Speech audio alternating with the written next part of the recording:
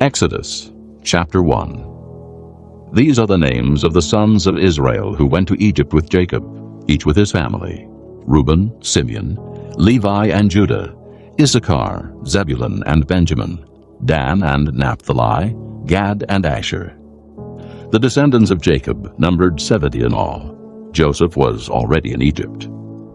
Now Joseph and all his brothers and all that generation died.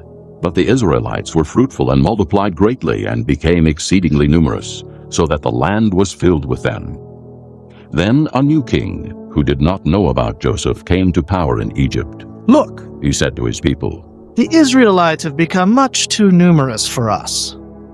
Come, we must deal shrewdly with them, or they will become even more numerous, and if war breaks out, we'll join our enemies, fight against us, and leave the country.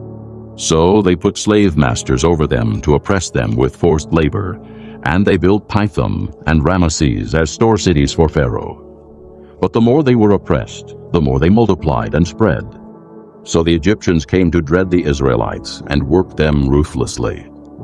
They made their lives bitter with hard labor in brick and mortar, and with all kinds of work in the fields. In all their hard labor, the Egyptians used them ruthlessly. The king of Egypt said to the Hebrew midwives, whose names were Shiphrah and Puah, When you help the Hebrew women in childbirth and observe them on the delivery stool, if it is a boy, kill him. But if it is a girl, let her live. The midwives, however, feared God, and did not do what the king of Egypt had told them to do. They let the boys live.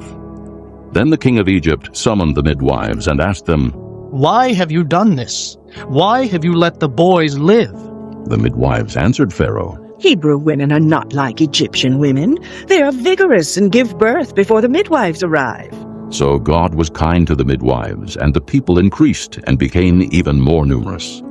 And because the midwives feared God, he gave them families of their own. Then Pharaoh gave this order to all his people: Every boy that is born you must throw into the Nile, but let every girl live.